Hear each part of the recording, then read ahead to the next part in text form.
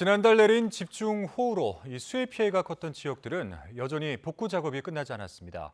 그런데 다음 주 초에 이 11호 태풍 흰남노가 우리나라에 많은 비를 뿌릴 것으로 보여서 이런 복구 작업이 헛수고가 되지 않을까 주민들은 긴장하고 있습니다. 안동준 기자가 현장의 목소리를 들어봤습니다. 굴착기 한 대가 도로 위에 평평하게 흙을 메웁니다.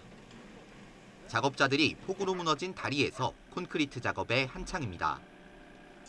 마을 안에선 나무 판자를 덧대 수해로 무너진 집을 다시 짓고 있습니다. 폭우가 내린 지 한 달이 다 돼가지만 구룡마을은 아직 복구 작업이 진행 중입니다. 집 안으로 들어가 보면 냉장고가 고장난 채 방치돼 있고 바닥은 여전히 진흙으로 뒤덮여 있습니다.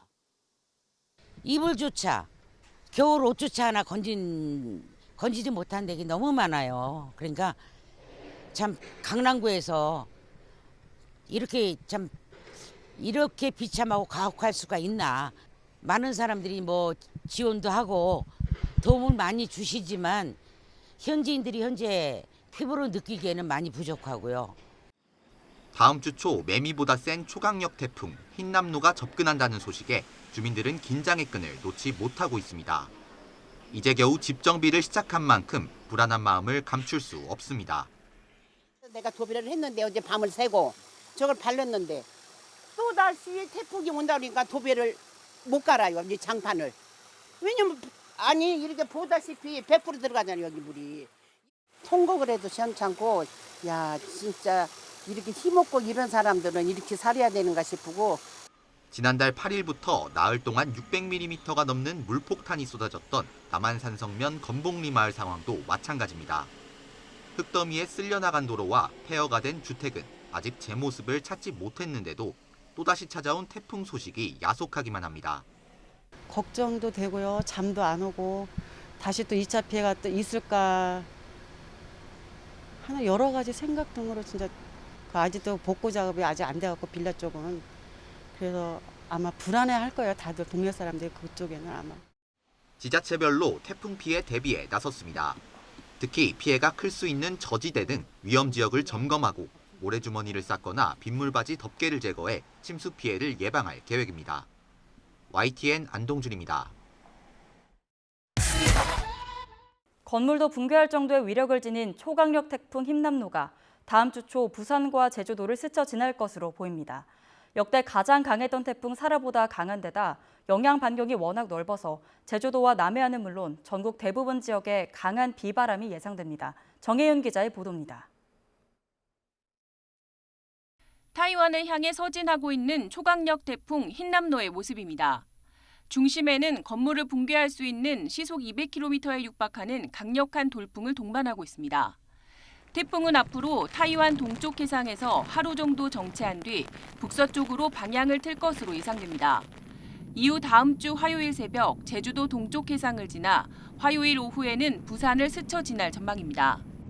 한반도 부근에서 태풍의 강도는 초강력에서 강한 수준으로 2단계 정도 약해지겠지만 중심 기압은 역대 가장 강했던 1959년 태풍 사라보다 더 강한 수준을 유지할 것으로 보입니다. 바람도 초속 40m 이상으로 기차가 탈선할 정도의 위력을 지니겠고 영향 반경도 400km 정도로 넓어 전국이 영향권에 들 전망입니다. 태풍의 규모가 거의 우리나라 남한을 거의 덮는 모습을 볼 수가 있습니다. 태풍이 우리나라 쪽으로 상륙을 하던 우리나라 쪽에 상륙하지 않던 이 영역에 대한 부분은 거의 변함이 없다라는 것이 이번 내용의 주안점입니다.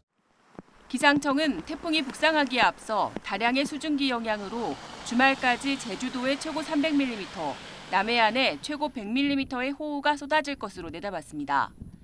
다음 주 초반에는 태풍 직접 영향권에서 강한 비바람이 예상됩니다. 9월 5일 낮 정도부터 제주 육상이 직접 영향권에 들지 않을까 보이고요. 대한해협으로 아마 진로를 바꿔서 간다면 부산 지역에는 9월 5일 밤 정도부터는 또 태풍특보의 영향권에 들지 않을까. 기상청은 제주도와 남해안, 내륙 곳곳에 500mm 이상의 폭우가 내리고 시간당 최고 100mm의 물폭탄이 쏟아지겠다고 밝혔습니다.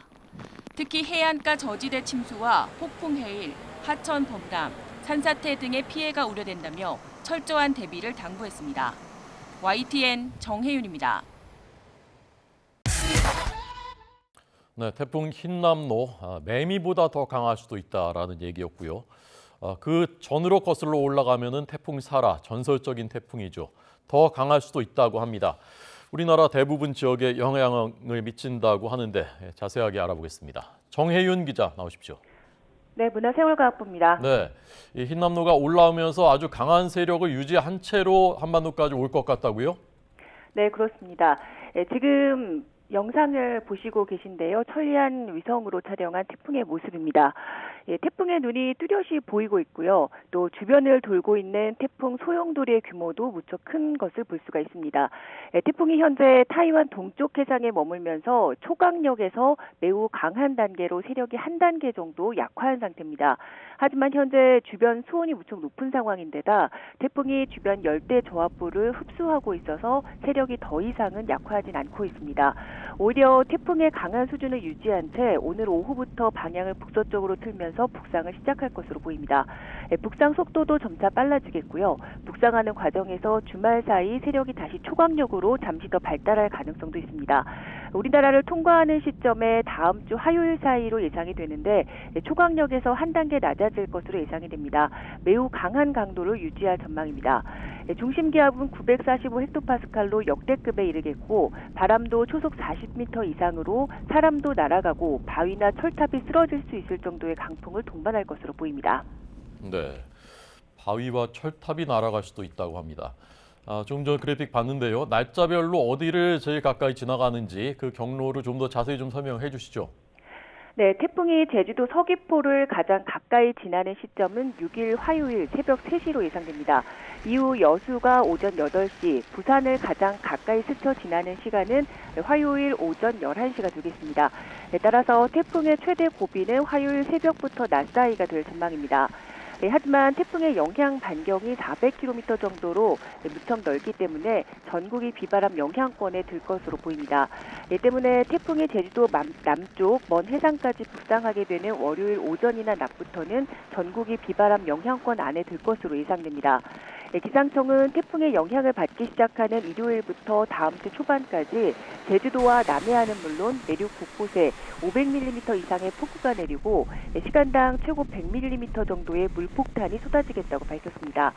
특히 해안가 저지대 침수는 물론 폭풍 해일, 또 하천 범람, 산사태 등의 피해가 우려되는 만큼 철저한 사전 대비가 필요할 것으로 보입니다.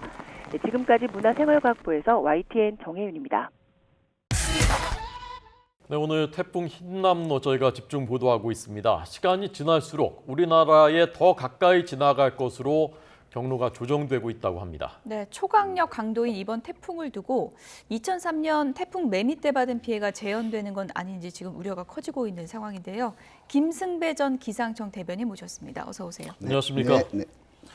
네, 흰남노 참 걱정인데요. 네. 지금 어디쯤 지나가고 있고 어떻게 갈 것으로 예상되는지부터 좀 먼저 다시 정리해 주시죠. 네, 지금 현 위치는 그 대만 남동 쪽에 약 520km 바다 위에 중심을 두고 있고 네. 반경이 강풍 반경이 한 20m 되니까 지금은 이제 초강력 강도에서 한 단계 낮아진 매우 강한 단계 세력을 유지하고 있는데 문제는 이게 서쪽으로 가다가 오늘 어젯밤에 새벽경에 그러니까 남쪽을 향하다가 북쪽으로 방향을 완전 자동차로 말하면 급커브를 꺾듯이 지금 꺾은 상태고 대개 태풍의 특성상 이제 방향을 크게 전환했기 때문에 속도는 거의 정체하다시피 오늘 저녁까지는 제자리에서 머물 것으로 보입니다. 예. 우리나라는 언제쯤 올라오는 건가요? 네, 그러면 반경이 이제 강풍 반경이 300km 정도 되니까 우리가 어디에 있다 이런 얘기할 때는 태풍의 중심을 얘기하는 거거든요. 그 중심이 우리나라 제주도에 가장 가까이 붙는 때가 6일 한 새벽 3시경쯤 되니까 그 5일 저녁부터는 당연히 이제 그 반경에 들어가게 되죠. 그 부산은 한 6일 서너 시간 뒤인 한 6시. 그다음에 울릉도 독도는 한 9시. 이제 부산을 통과하고 난 뒤에는 속도가 굉장히 빨라질 겁니다. 그래서 오늘 내일까지는 거의 시속 2-3km밖에 안 움직이니까 계속 제자리에 있고. 자, 제자리에 있는 이 원인 때문에 태풍의 힘은 좀 약해질 겁니다. 태풍이 제자리에서 뱅뱅 돌면서 밑에 바닷물에 속에 찬 물을 끌어올리거든요. 그러면서 힘을 좀 약간 잃게 되는데 그러나 이상하게 그러면 계속해서 힘이 약해져야 되는데 한 또 24시간 지난 뒤에는 이 태풍이 좀 더 강해집니다. 왜냐하면 따뜻한 구역 바다로 이제 들어오기 때문인데 어찌됐건 지난 그 2016년도 태풍 차바, 2003년도 태풍 매미와 유사한 경로. 그러니까 제주도 오른쪽, 그다음에 그 대한 해협, 부산 가까이. 태풍 매미는 이제 경남으로 상륙을 했고 차바는 상륙하지는 않았는데 이번 이 태풍도 중심이 상륙하진 않을 것으로 보입니다. 아까 자꾸 한국적으로 조정이 된다는데 우리 한국 기상청은 시종일관 거의 일관되게 있고요. 인근 나라들이 있어요. 그 미국이나 저 유럽 ECMW 옆에 그 자꾸 진로를 보면 이쪽으로 붙었다가 이쪽으로 붙었다 이러고 있는데 우리 한국 기상청 발표는 거의 그대로. 그러니까 지금 국가마다 유지하고 있는. 진로에 대한 관측이 다른 거죠. 약간 관측이 아니라 예측이 다른데 그건 뭐 그 가지고 있는 수치 모델의 특성 따라서인데 뭐 누가 잘하나 절대 이런 건 아니고요. 거의 비슷하다고 봅니다. 그러니까 뭐 약간 그게 다른 나라 똑같으면서 이상한 거죠. 이 정도는 그러니까 한 나라는 중국으로 가고 한 나라는 일본 가고 하나는 한국 가고 이건 완전히 다른 거죠. 네, 알겠습니다. 자, 5일 6일이 다음 주 월화니까 이때가 제일 걱정이고 월화 걱정이고. 초속이 54m라고 하는데 이 54m면 어느 정도입니까? 네, 지금은 좀 줄어서 이제 초속 중심 부근이 51m. 51m. 네, 한 초속 30m 정도 바람이 불면 굉장히 뭐 나무가 뽑히고 이럴 정도거든요.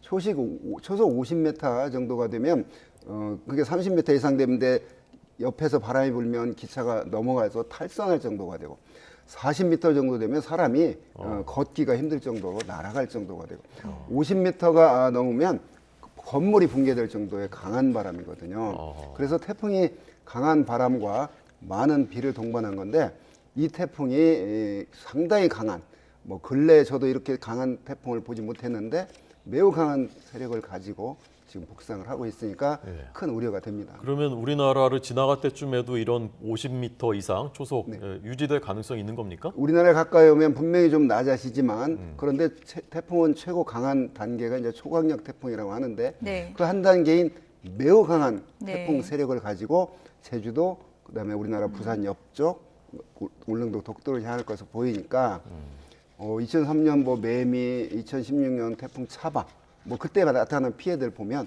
이 태풍의 그 위력을 가늠해 볼 수 있습니다. 근데 이번 태풍 참 특이한 태풍이라는 얘기를 많이 하는데 앞서도 진로를 좀 얘기를 해주셨지만 보통은 만들어져서 북상만 하잖아요. 그렇습니다. 근데 이거는 막 진로가 왔다 갔다 하니까 이게 왜 그런 건지 모르겠다라는 얘기가 있더라고요. 그 통상 태풍은 남쪽의 더운 공기를 북쪽 추운 지방으로 옮겨서 열적인 평형을 이루려고 하는 기상 현상이거든요. 이 태풍은 상당히 고緯도에서 북위 27도, 동경 150도 정도에서 발생을 해서 위로 올라가지 않고 이제 서진을 했습니다.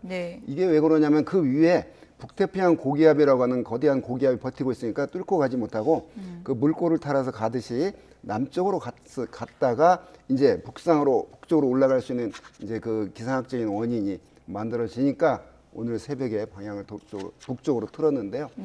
좀 그런 면에서는 특이한 진로를 밟고 있다. 발생해서 북쪽으로 향하지 않고 한 사나흘 정도를 서진을 했다. 이게 좀 특이한 경로입니다. 기후 변화하고도 상관이 있는 겁니까? 이 진로를 가지고 기후 변화라고 뭐 변화의 한 단면이라고 보기에는 좀 그렇고요. 그때 그 태풍이 발생했을 때 그 위치, 그 기압 배치가 이제 그랬다. 위도가 북위 27도요? 27도에서 발생을 했는데 그것도 좀 이례적인 건가요? 그렇습니다. 통상 태풍이 잘 발생하는 지역은 북위 한 20도에서 25도 사이, 그 필리핀 동쪽 뜨거운 열대 바다인데 상당히 북쪽과 상당히 동쪽에서 발생을 했고 서진을 했다가 방향을 거의 급겁을 꺾듯이 북쪽으로 향한다. 이 진로면에서 그 좀 특이한 태풍이고요. 기후변화 말씀하셨는데 이 기후변화의 한 단면으로 우리나라까지 오는 태풍이 이 태풍처럼 이제 강한 그런 그 경향을 보이고 있습니다. 네. 과거에도 보면 이렇게 강력한 태풍이 올라온다고 하는데 올라오다가 세력이 약해지거나 아니면 이제 비껴가거나 이런 사례들이 적지 않게 있었거든요. 그럼요. 이번에도 그럴 가능성은 어느 정도입니까? 자, 그게 이제 이 경로를 오는 경로의 그 바닷물의 온도를 보게 되고요. 그다음에 태풍이 이런 원통형의 그 소용돌이 그 통돌이 같은 그런 그 모양을 갖고 있는데 하층의 바람과 상층의 바람의 차이가 있으면 이 태풍이 강한 세력을 유지하기가 힘들거든요. 그걸 이제 윈드 시어라고 그러는데 그런 윈드 시어가 약한 지역을 지나면 갑자기 세력을 잃거나 약해지는데 이 태풍은 그러지는 않을 것으로 보입니다. 왜냐하면 바닷물의 온도가 계속 따뜻한 상태를 유지하고 지금보다는 기온이 내려가지만 죄송합니다. 그다음에 윈드 시어가 그렇게 또 강하게 큰 차이가 나지 않기 때문에 이 태풍이 금방 말씀하신 대로 갑자기 힘을 잃거나 그런 태풍이 가끔 있었거든요. 당초 센 태풍으로 온다고 그랬는데 중간에 힘을 잃어서 그런 경우가 있는데 이 태풍은 그러진 않을 것으로 보입니다. 아이고 걱정이군요. 저희가 이제 태풍 보도 많이 할 때 태풍마다 특징이 있다. 뭐 이 태풍은 비가 강하고 이 태풍은 바람이 강하고 이렇게 얘기를 하는데 이번 태풍은 비바람이 다 강한 건가요? 네, 그렇습니다. 꼭 그거 따지는데 사실은 태풍이 강한 바람과 많은 비인데요. 유난히 많은 비를 쏟아붓고 바람은 태풍치고는 좀 그렇게 약한 태풍치고는 약한 그때 이제 비 태풍이다. 비는 그렇게 뭐 태풍치고는 많지 않고 바람이 강할 때 바람 태풍이다 이런데 이 태풍은 강한 바람과 많은 비를 동반할 것으로 보여서 그거 구분하는 건 의미가 없다고 보고요.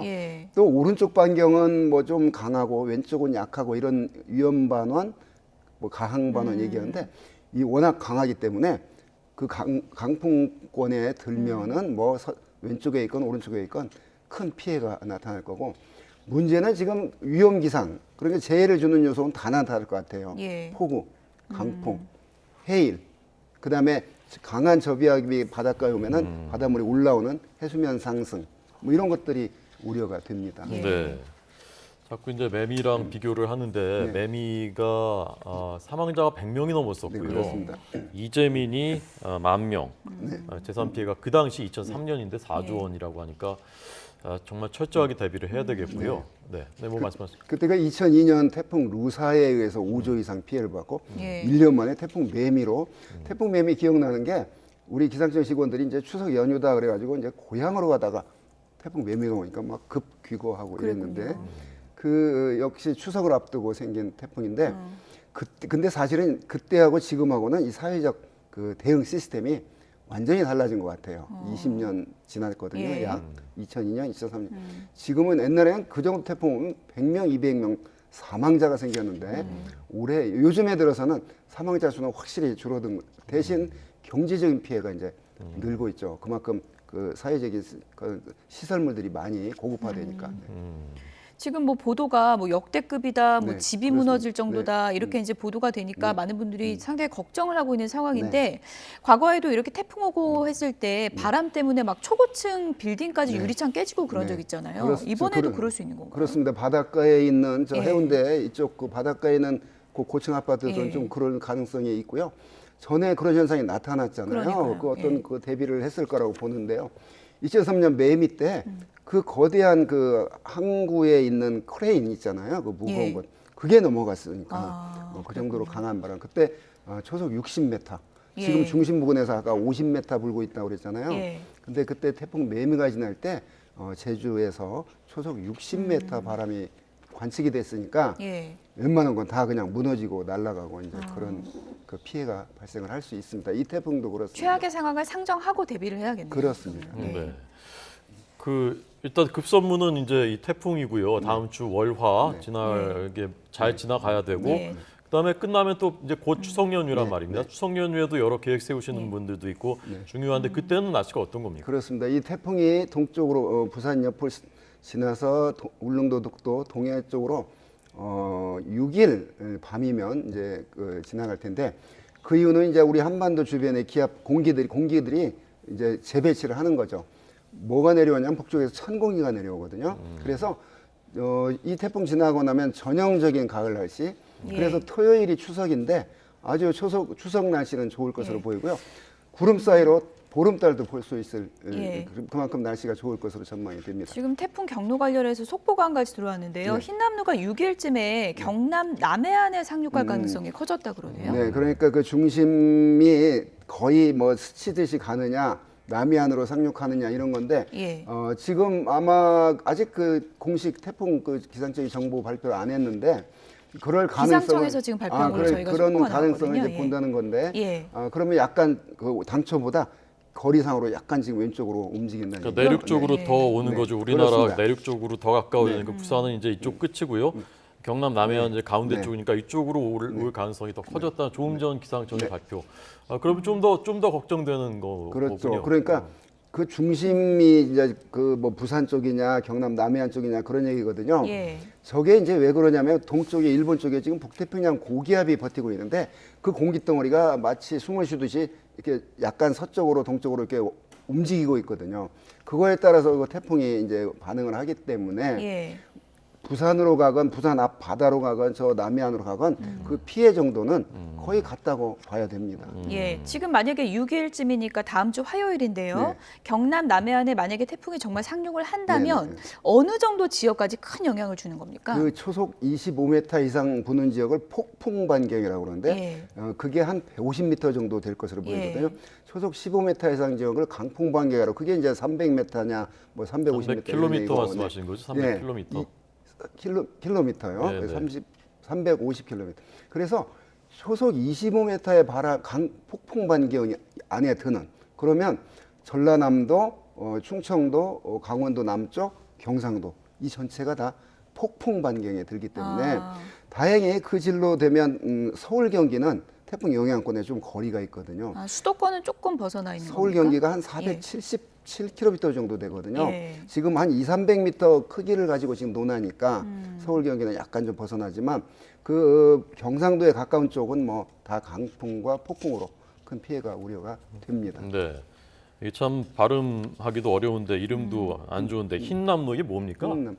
그 태풍에 피해를 받는 14나라가 있거든요. 태풍위원회를 구성하고 있는데 그 나라에서 뭐 남한, 북한, 일본, 중국 10개씩 이름을 냈어요. 예. 라오스에서 낸 이름인데 흰남노 네. 발음하기 우리로 말하면 무슨 어떤 공원 같은 거 국립보호지역이라고 합니다. 예. 네. 지명을 말합니다. 예. 네.